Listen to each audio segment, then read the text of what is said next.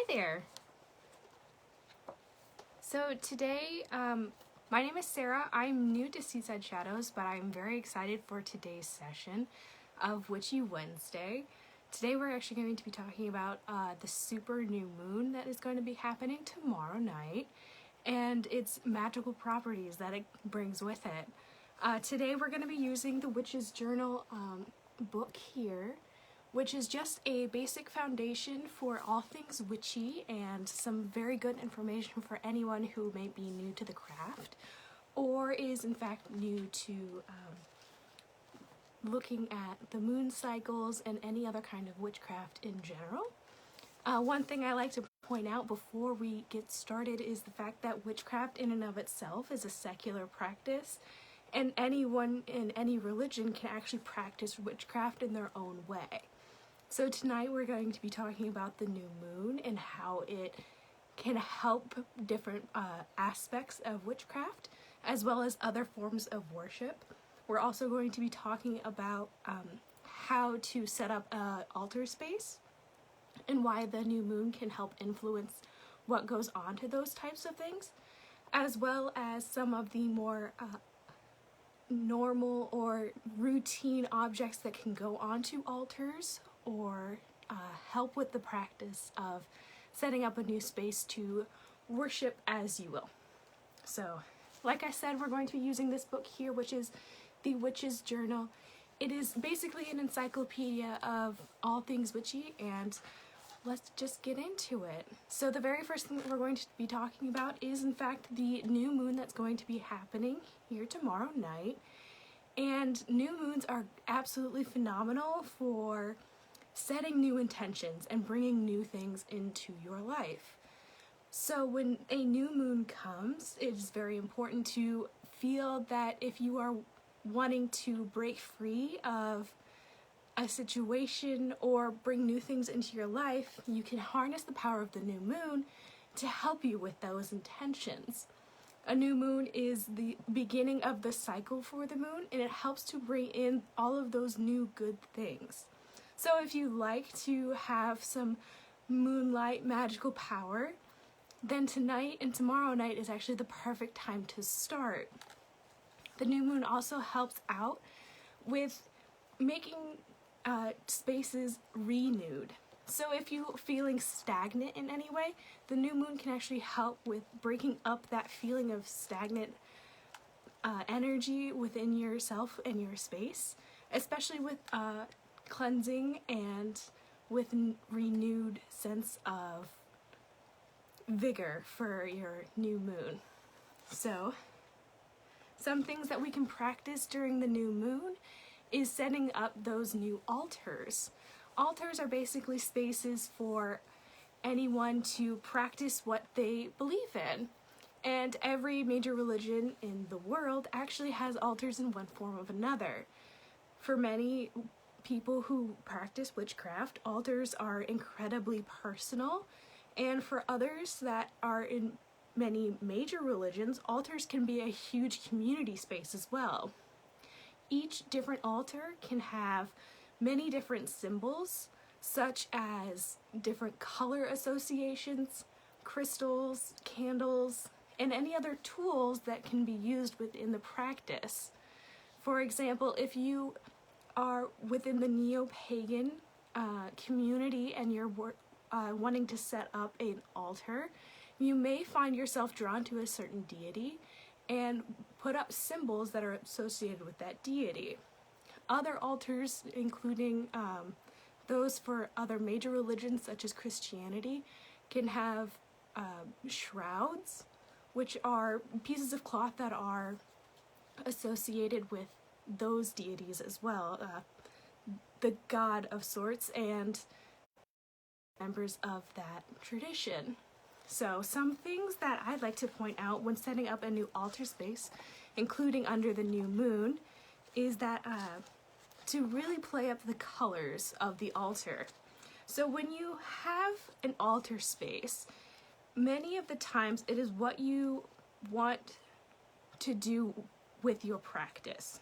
So one of the major tools that I use and have many friends that use is actually the first major tool, which would be a witch's broom.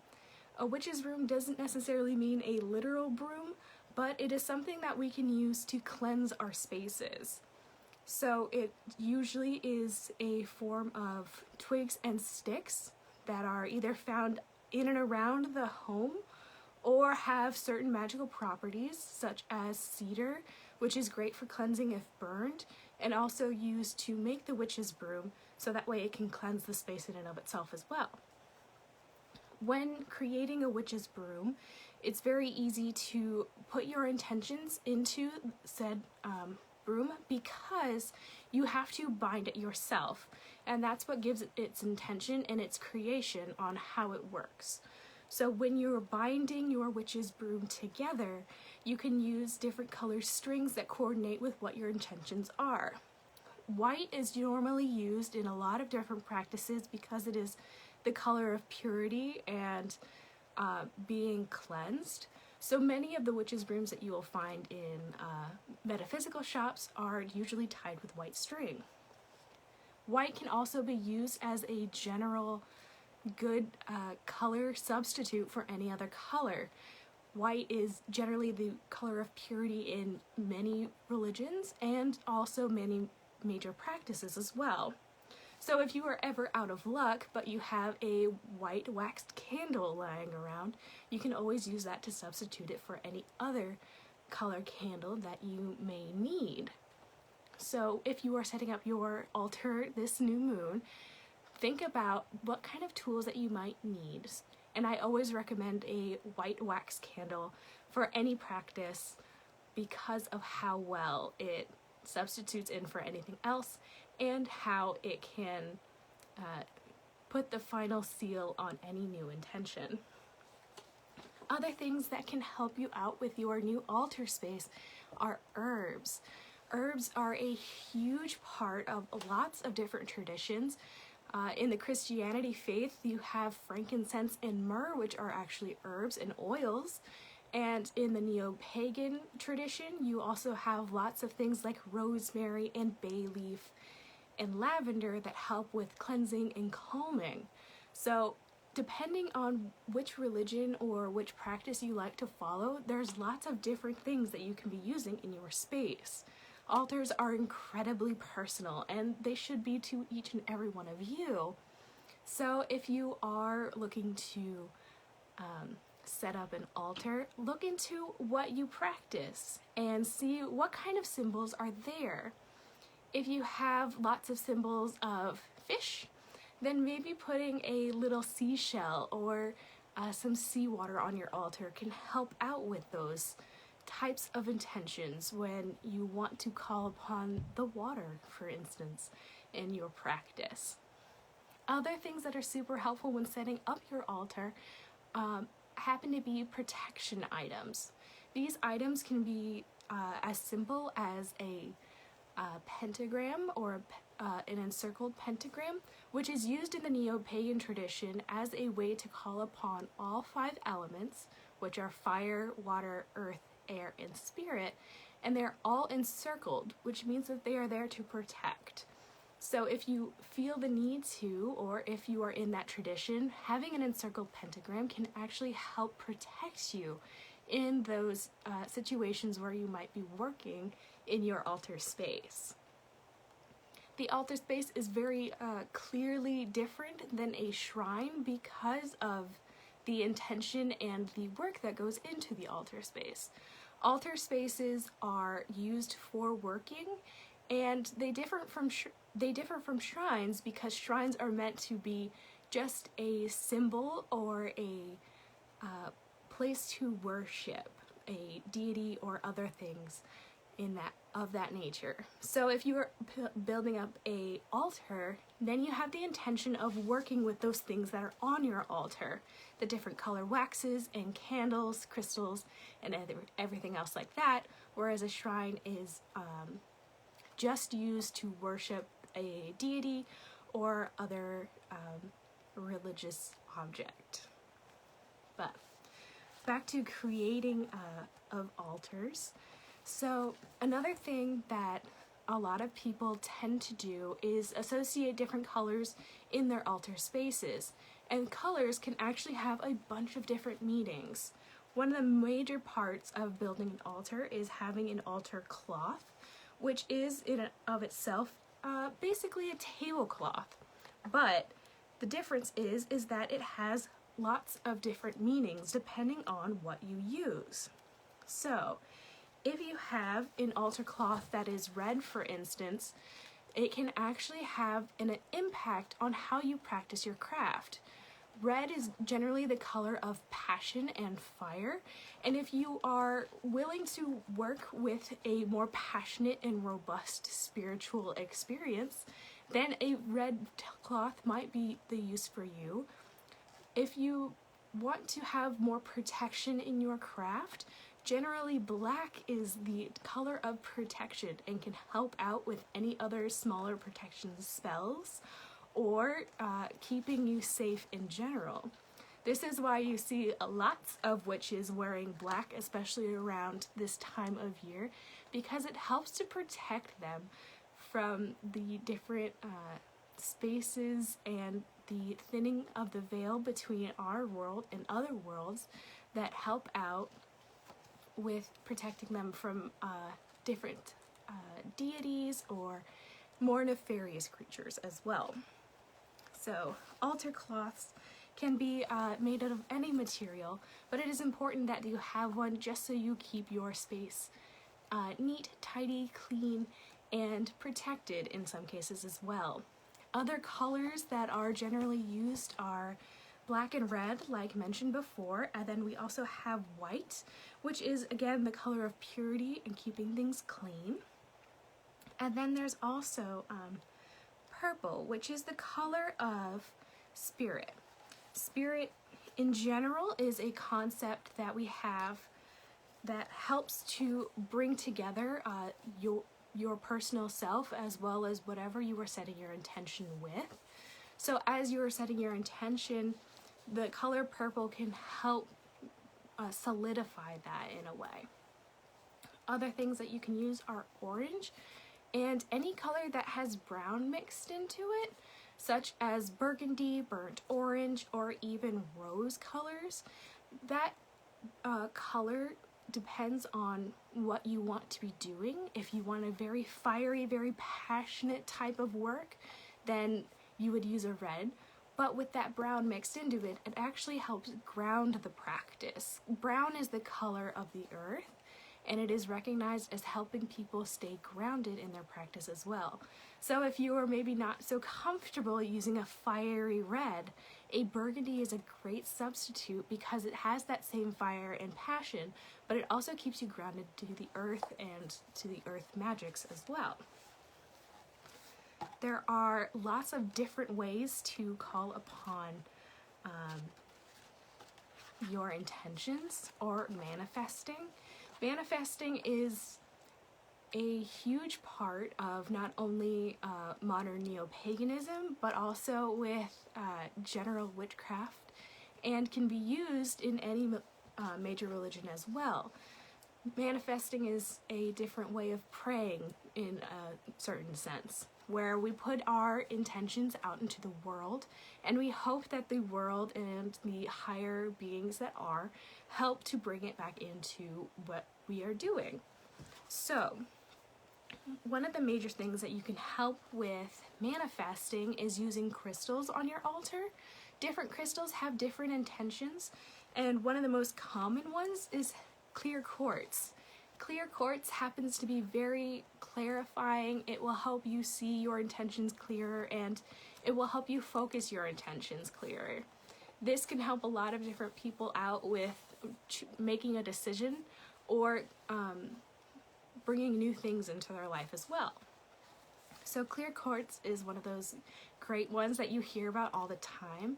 A more common one that we are seeing pop up more is rose quartz. And rose quartz, much like clear quartz, is very clarifying and very loving in the sense that it is using that rose color to bring in love and light. So if you are feeling that love come into your life, setting your intentions with rose quartz really helps with that as well. Other stones have other meanings, of course, and they generally follow the same guidelines as colors do. So if you have a colored stone, then it will probably fall under the category in which the color represents as well. So black stones, such as black tourmaline and onyx, are very protective stones. If you feel like you maybe need a little extra protection in your practice, then using one of those stones helps to amplify the intention of protection as well.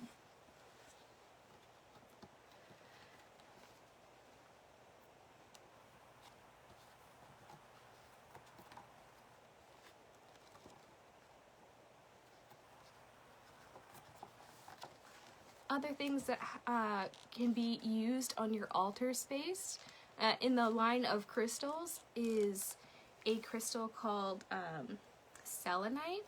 Selenite is it's usually sold in large pieces, and it can be a very clear white or a frosty white in color, but it's very columnar in shape, where it has almost multifaceted of lots of different columns stuck together.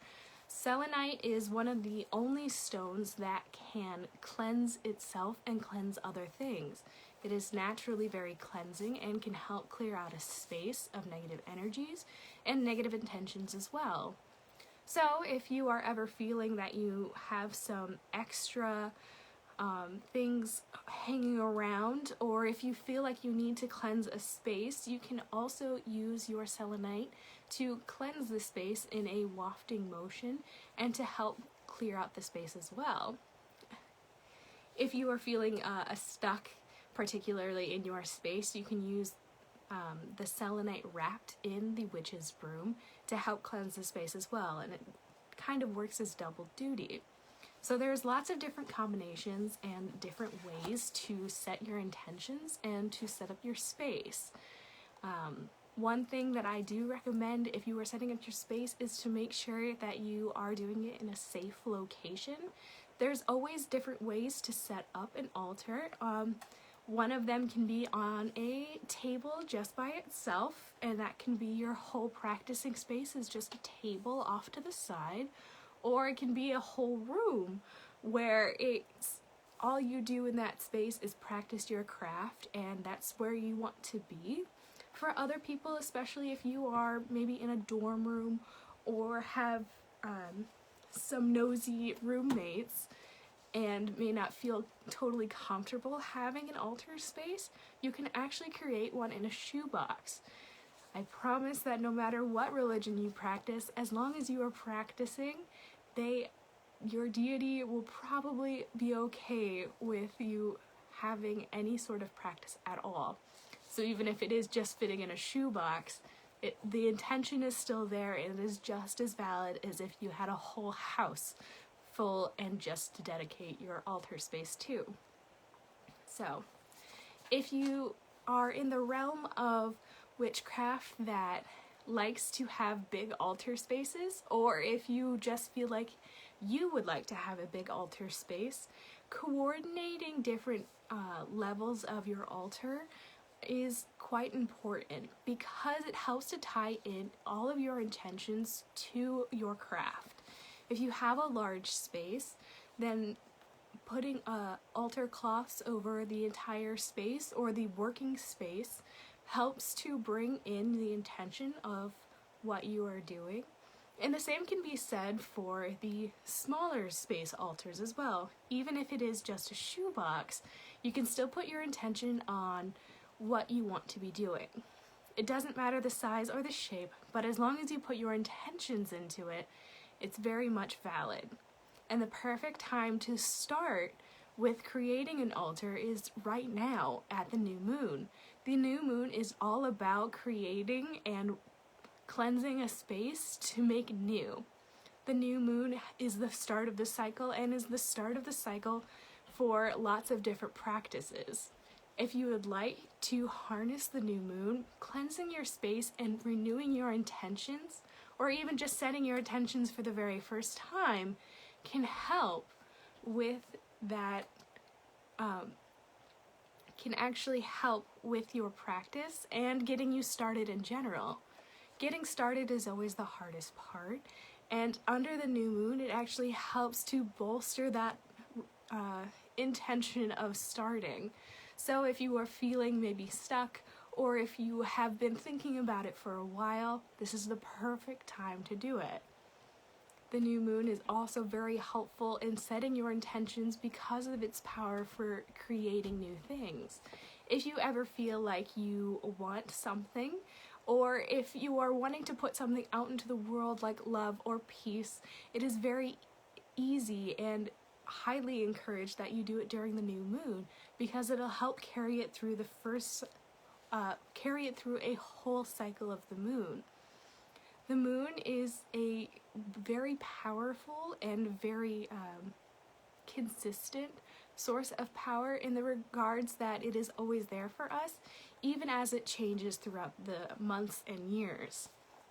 Right now, because we are going through a super new moon, it can help create different situations that help with intentions. So if you are setting up your new altar, it is perfect time to do that.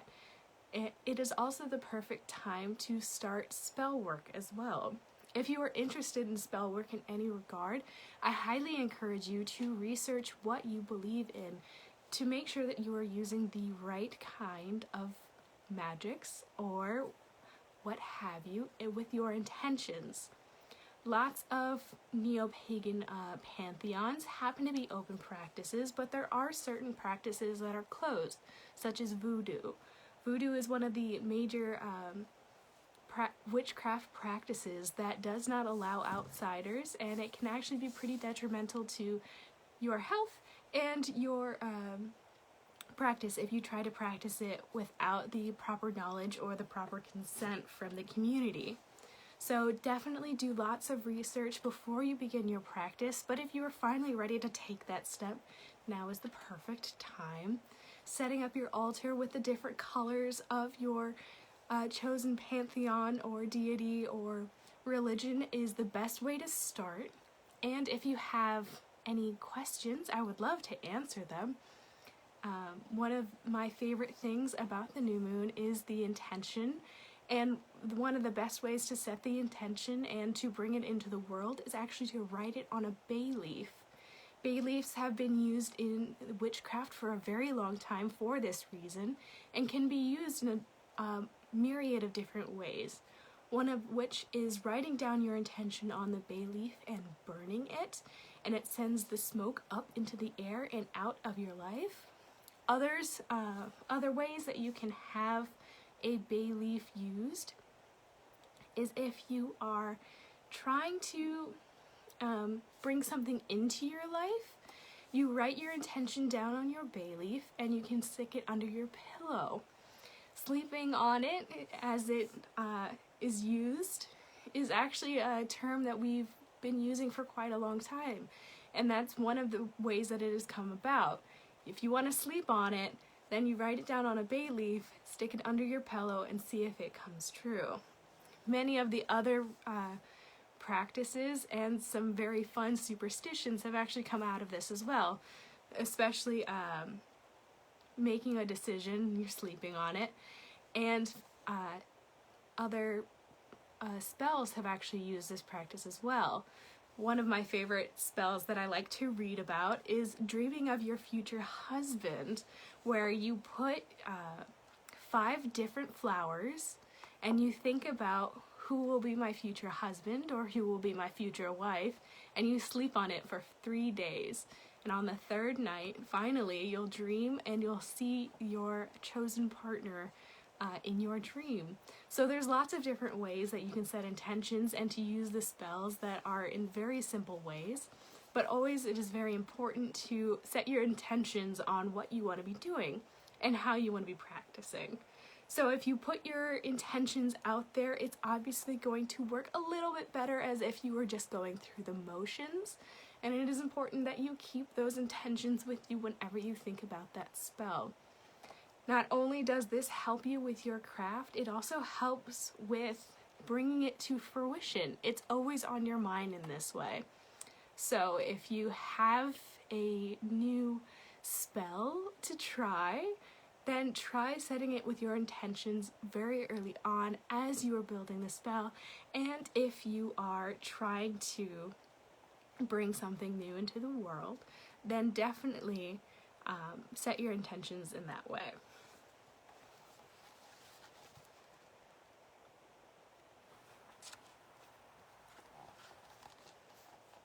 Other things that can help you along with your craft, especially with the altar spacing, is whether or not you want to bless your altar. This can be a lot of different things in different religions. One of them is being anointing with oils. Rosemary oil is great for protection. Sage oil is great for cleansing and making sure that the space is clean. Other things that can be used to bless an altar are holy water if you are in the Christian faith, and if you are in the Jewish faith, you can have the Star of David across the altar cloth as well. Different blessings from different religions help with your practice in which way that you want to lead it, and it is always important to set your intentions with those blessings as well. If you are just going through the motions, it's not going to help quite as much as if you actually believe and if you actually put the intention into it. Some other things that can be considered while putting your altar together is the positioning of the altar. Depending on what you practice, your altar could face east towards the old countries, and the different elements have associations with different directions as well. If you're working specifically with fire or with the elements, with the element of fire, pointing south can help channel that energy through your altar space. Others, if you are working with air, it would point east. If you are working with water, west, and earth, north. So, if you choose to work with a deity, making sure that the altar space is inclusive to that deity is also very important. If you have a religious tie, such as a crucifix or a Star of David or a sculpture of your deity, then those can also be used on the altar space to invoke that feeling of power and higher, to invoke the higher power that you believe in. Sorry, that's what I was thinking of. And it can help you channel that through your craft in a way that is most comfortable to you. So it doesn't necessarily have to be anything that you don't want it to be, because everything is very personalized when it comes to setting up your altar space. It can even include your favorite colors or what you associate with your deity. It can be anything from a shoebox to an entire room, and it can be as complicated or as simple as you want it to be. Some people like to have lots of candles up for different intentions, and that's the type of magic that they like to work with, is just candle magic, and that's totally valid and fine. Other people like to use different crystals for their practices and use them in spell work. Others just like to have them for meditation purposes. It depends on what you want to be doing with your altar space. If you want to be creating spells, especially jar spells, it might be better to have a workspace, such as a gate-leg table or an entire table in and of itself, where you have the space to have all of your ingredients out and putting them together. If you are working with candle magic, that's very simply, it can be a shelf in a bookshelf, and that's totally fine too, as long as you make sure that you're not going to burn anything down with your magic as well. As you are practicing witchcraft and any other practice in your altar space, it's very important to be wary of what can go wrong in our world here as well. Not just the higher ups in what we want to be calling on. It is important that if you have an altar space, to make sure that it is safe from fire hazards. Make sure that the candles aren't near any curtains or open windows that could potentially burn. That's very important. And if you are going to be working with stones, making sure you know what those stones entail. Some stones can be radioactive if you aren't careful or if you don't get them from a proper source. So making sure that you really know what's going on your altar can be very helpful. Other things to include may be the fact that your deity might not like certain things. Generally, if you are working with deities, they'll tell you whether or not they want something on their altar or not. And that's just using your own intuition to kind of guide you in your practice. If a certain candle won't light, maybe that's their way of telling you that I don't like that. Other things that can go wrong or possibly mess up your practice is whether or not you have things that aren't in tune with each other. Maybe you bought a beautiful little cauldron pot on a yard sale and it looked beautiful and you like it a lot, but if you put it on your altar space and it's not vibing with your other craft pieces, it might crack. I've seen that happen. I've also seen stones that are 100% rock solid end up cracking as well.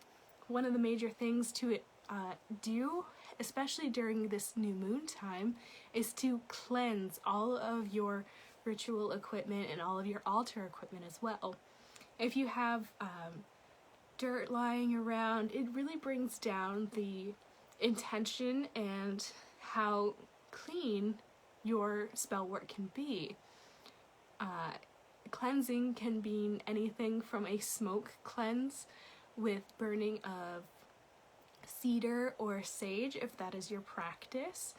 And then there's also anointing with oils, that can be cleansing as well. But more literally cleansing in the way of you are making sure that there is no loose herbs that are lying around on your altar space, or if the wax has dripped off your candles, making sure that it is cleaned up and nice and beautiful, making sure that it's all tidy and ready to go for the next round of practice.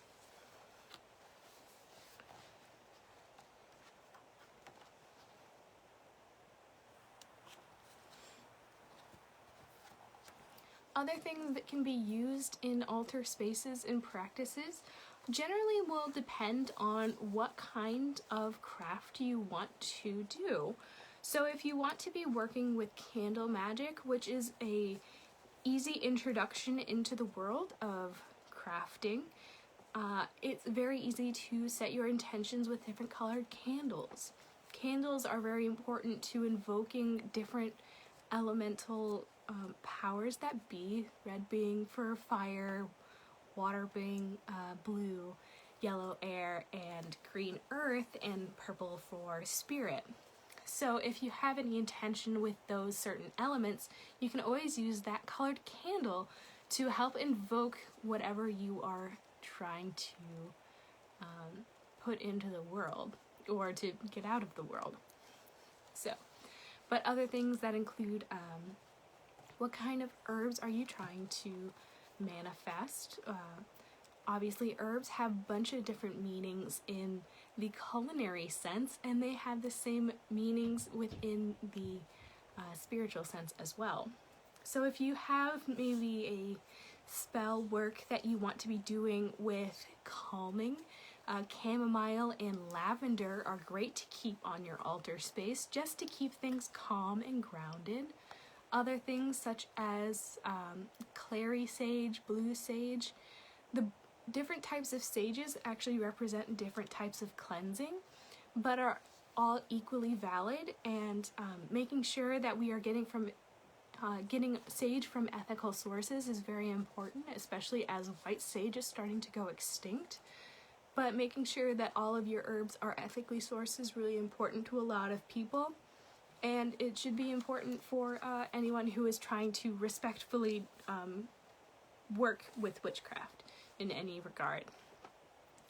Other things that we can be included in our altar space is a anthem, which not like the anthem of the music type, but an anthem of the tool, if you will. It generally looks like a dagger. It's a ritualistic dagger. This is what it looks like generally. These can be used for a variety of purposes, one of which being in kitchen witchcraft, where it can literally be used as a knife, and it can also be used in other practices as reaping what you sow. Some practices even use a sickle itself as the anthem, and can be used for lots of different reasons. One of the most famous anthems that have ever been used was King Arthur's Excalibur. Because it was a magical object, it was considered an anthem and has magical abilities in and of itself. One thing that many people like to talk about is whether or not they have a wand. A wand can be made out of almost anything, as long as it has the intention of amplifying and practicing your craft with you. Many people find that a Selenite wand is great for cleansing, and it is often used as such, but you can also carve your own wand out of certain woods. If you have a willow wand, it helps with grief and getting over grief. Cedar is great for strong intentions of power, and juniper is great for cleansing as well, as it helps to brush away all of those negative emotions and feelings as well. So if you would like to create your own wand, feel what is drawn to you and what you feel is going to help you out with your practice as well.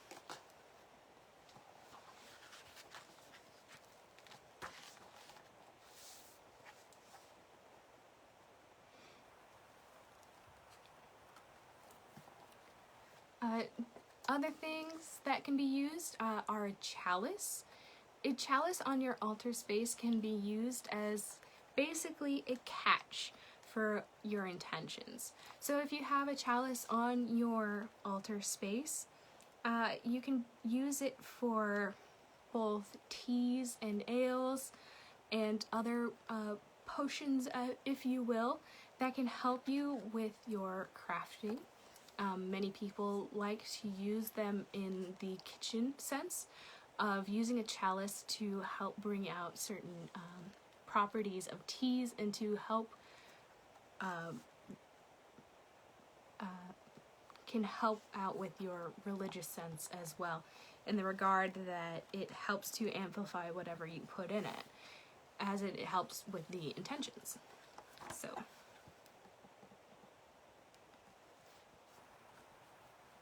other things, like I said before, was a cauldron. A cauldron is great because it can help you out with lots of different elements of the practice, in the regard that a cauldron can be used not only for mixing together your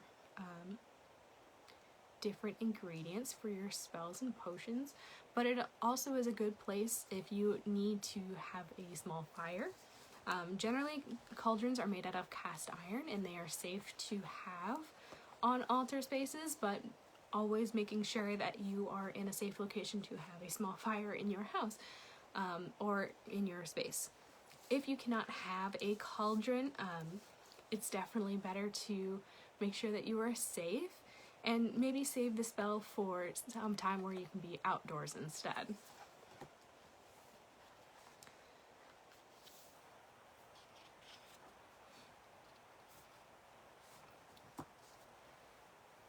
Like I said at the beginning of this live, that there's lots of different things that you can be doing to set up your altar space, but specifically right now it is a great time to set up your altar because of the new moon.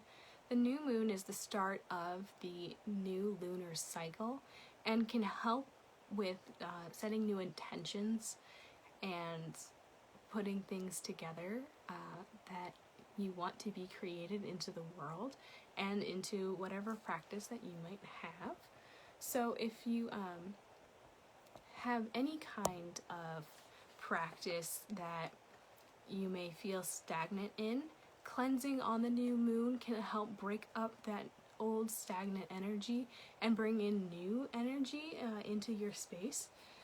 That's why we're going over all of the altar stuff, is to help people set up their new altars, and for the new moon rituals of cleansing and making the space new again. So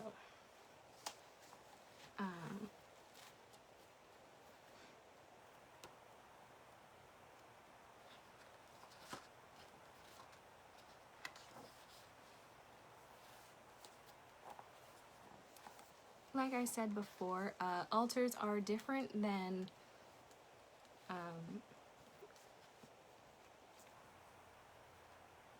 shrines, sorry. Altars are different than shrines in the regard that you are actually going to be working with and inside of the parameters of your altar. Altars have lots of different meanings and different ways to be set up. Color associations can include different things that happen within your religious beliefs or your practice beliefs. Many people who are Christian have a certain draw to the color blue because of the robes that Jesus and Mary wore, and they can adorn their altars with blue shrouds and blue colors to help invoke that feeling of their religion. Other people may invoke black as their color for the same reason, where either their deity or they're drawn to the color black for protection can help out with those as well. Shrines are different in the regard that it is solely based on worship and worshiping a concept or a deity. So in the regard of an altar, it's where you do your work, and a shrine is where you do your worship. Those can interact quite a bit, especially if you are working with a deity or if you are working under the pretense of a religion. So knowing which is which is very helpful in the regard of knowing where certain things are appropriate. If you walk into a church per se and you see a large crucifix, that could be considered a shrine because it is just meant to be worshipped, whereas the altar space at the very front of the church, usually on a stage, is where they actually do the practice of worshiping and putting together different events and things of that nature.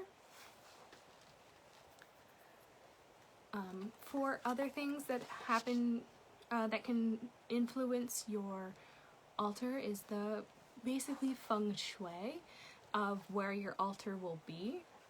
If you have an Eastern philosophy with your altar and your practice, then you can use those ideas of how to set up different elements of your altar together. If you have crystals in a certain area, generally they will go in a different corner than the places that you invoke air or water because of how opposing those different elements are. You can even set up altars depending on the different cycles of the moon or different holidays.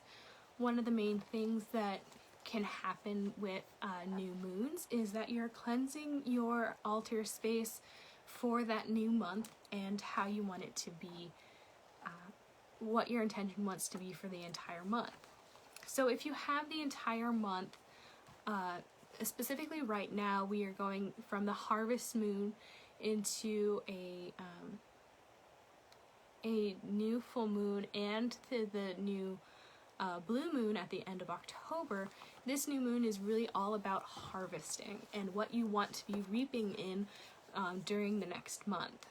So if you want to reap in or bring in love and happiness, then doing spell work and invoking those colors would be a great idea for this month's altar. So pinks and blues can help bring in that loving and comforting feeling. Some herbs that help with comfort and bringing in love are rose petals, dried rose petals for this time of year, and lavender, which is a great calming, grounding herb. And those can be placed on the altar in a way that you can either use them in your spell work or they can be used as offerings to a deity. Either one of those types of things can be used. Other things can include moon water, which is simply water that has been imbued with the different types of, or the different cycles of the moon. Moon water can be made at any point during the month, especially the new moon, where it is created by placing water in a sealed container outside to soak up that sun, to soak up the rays of the moon, or the lack thereof, especially here at the new moon. And it helps to imbue it with the intention of that moon cycle. So any moon water that is created in the next 2 days has the potential to help with bringing in new things and cleansing the space and bringing in all the fun new intentions that you will be setting with those as well. Other times of the moon cycle that can be used for moon water are the full moon, which is a very powerful moon that can help bring in any kind of powerful energy or extra oomph that you need to your spell work as well.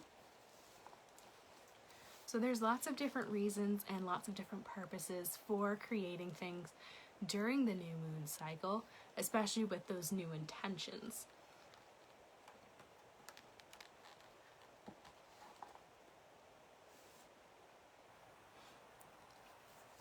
Other times of the year that are great for new altar setup are around the times of the new celebrations or holidays. Every religion has their own set of holidays, and each one of them is a great time to set up a new altar space. Neo-paganism is coming up on their Mabon, which is the second of the harvest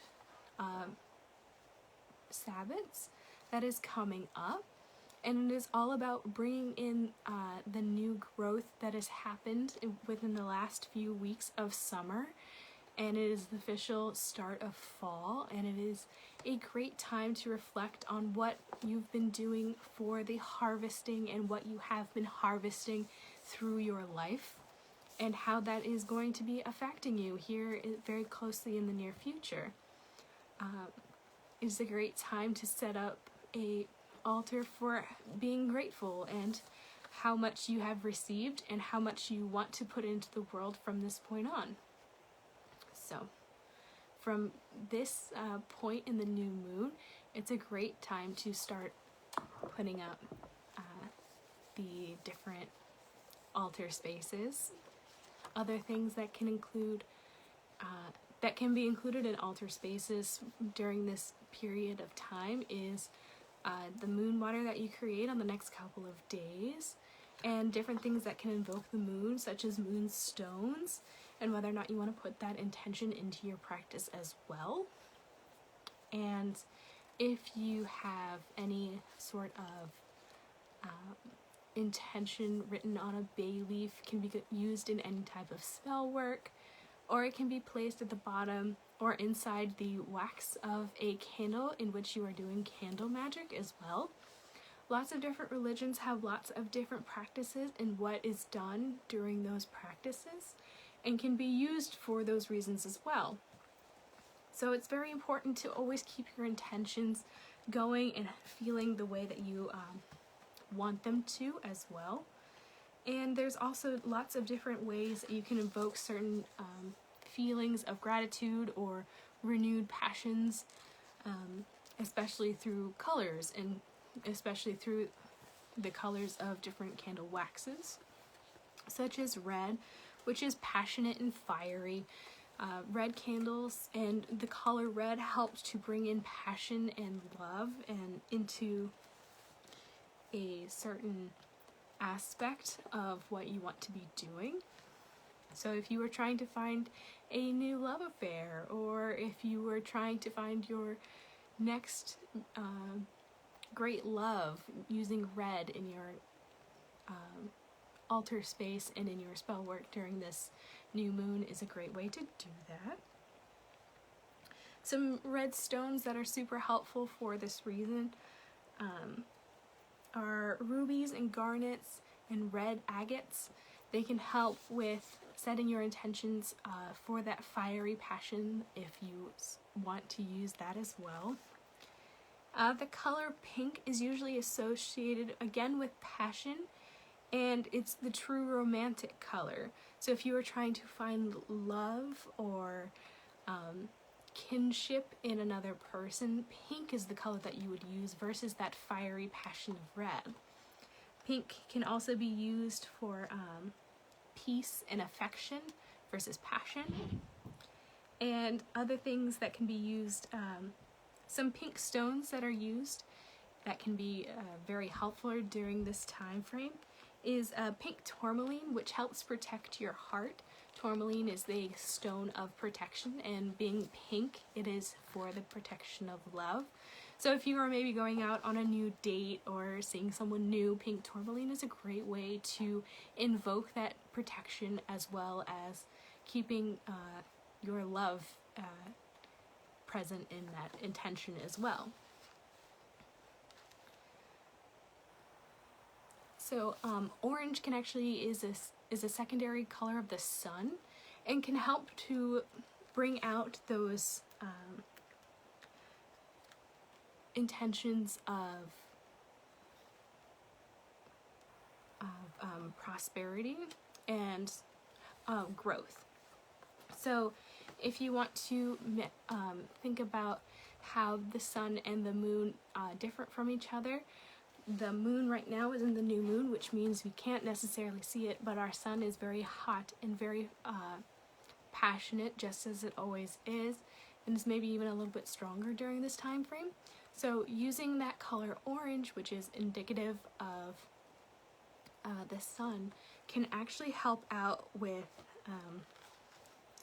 cleansing your space in the regard of your ego and your materialism and pride, which is very fiery subjects to talk about.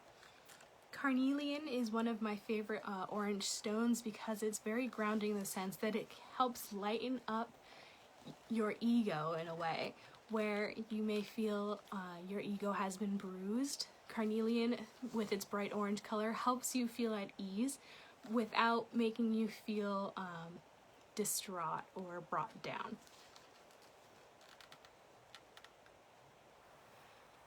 Yellow is often used as a color for wind and air, and can also be a secondary color for the sun as well, although it is more necessarily associated with the wind. And it can help you with learning and intelligence. So if you are trying to take some exams and you need some help with that, carrying around a yellow stone or wearing your favorite yellow t-shirt is a perfect way to invoke that color in a way that is not necessarily very obvious, but is setting your intentions in that way as well. So not only does your intention have to be strictly set at your altar, but it can also be used in your everyday life. Yellow is one of my favorite ways to invoke happiness and to always be learning. So if you ever see me with a bright yellow t-shirt on, that's probably what I'm doing, is I'm trying to learn as much as I can. Citrine happens to be one of my favorite yellow stones for that reason. It's bright and beautiful, and it helps to just make yourself more open to getting information.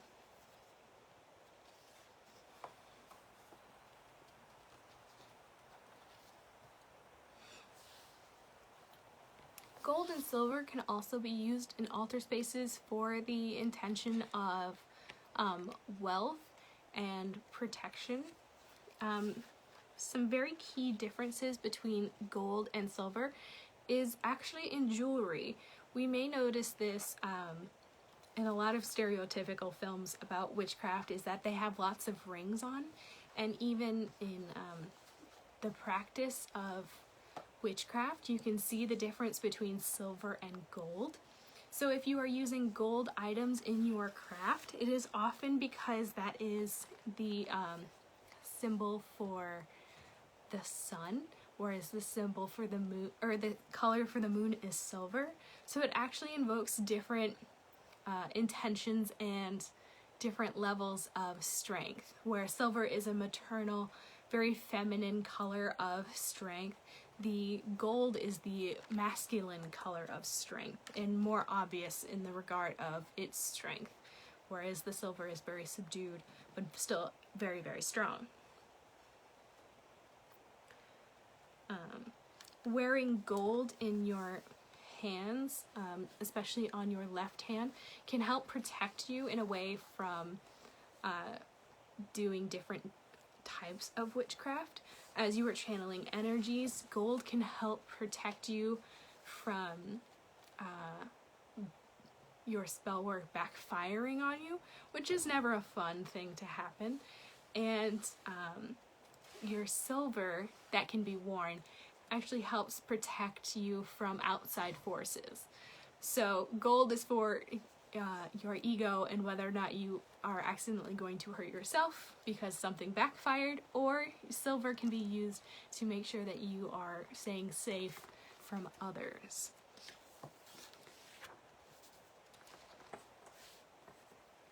Green is generally the color of earth and is very grounding, so if you want to use green in your altar space, it will help to create an environment that is very well grounded in earth and earth magics, and can help out with the calming effect of the earth as well.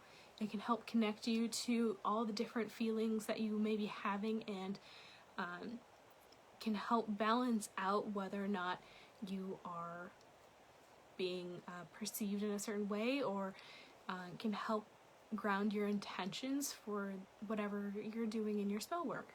So if you ever need to be grounded and you really need to think about your intentions, using the green, especially in the form of a bay leaf, which is always green, even when dried, can help out with that as well. Adventurine happens to be my favorite green. It's the first green stone that I ever got, and it was a gift. And it actually helps with grounding your intentions for adventure in the most obvious way, where it's literally called adventurine. But adventurine helps with planning and helps you put new fruition into those plans, and helps you really think about the logistics of what those plans could be. Adventurine happens to be my favorite because I love adventures, and that one helps keep me grounded and is like, okay, so you're going on this adventure, but what's the plan? And that's when you meditate with adventurine, that's generally how it goes, like, what's the plan going to be? Blue is the color of communications, so if you are feeling that you are necessarily isolated within your practice, invoking the color blue, especially since it is water in association, helps to connect you from a bunch of other people who are also in the craft. Depending on your religious aspects as well, blue can be very calming and grounding as well, especially for those who are in the Christian faith and also practice. Using the blue can help invoke who they believe as their deity, and lots of other things along those lines. So blue can help with with connection and trust in the regard of communications as well. So there's lots of different color theories on what happens to different colors, especially when you invoke them within your altar space. All of these colors happen to be pretty universal when it comes to the colors that you are using in your altar, from your candle wax colors all the way to your altar cloth as well. So if you ever need different types of intentions, you can color coordinate basically your whole altar space to make sure that you are invoking the intentions that you want them to be. Purple, like I've said before, invokes the element of spirit in your spirituality. So if you ever are feeling that you need to renew or bring in that new sense of spirit, and lighting a purple candle might just do the trick for you, or looking at a purple stone can actually help with that as well. Meditating with the color purple can help bring in that spirituality that you may feel like is missing. Some great purple stones are amethyst. It is absolutely beautiful and great to meditate with. It helps a lot of people to be calmer and to feel less anxious. Purple also happens to be the color of Wednesday in color theory, so happy Purple Wednesday and the new moon as well. Like I've said before, especially with the mixing of colors, brown is the color of earth and nature, and can help out with lots of different ways to keep your practice grounded to the earth and earth magics as well. So if you ever need help with that, it's great for that.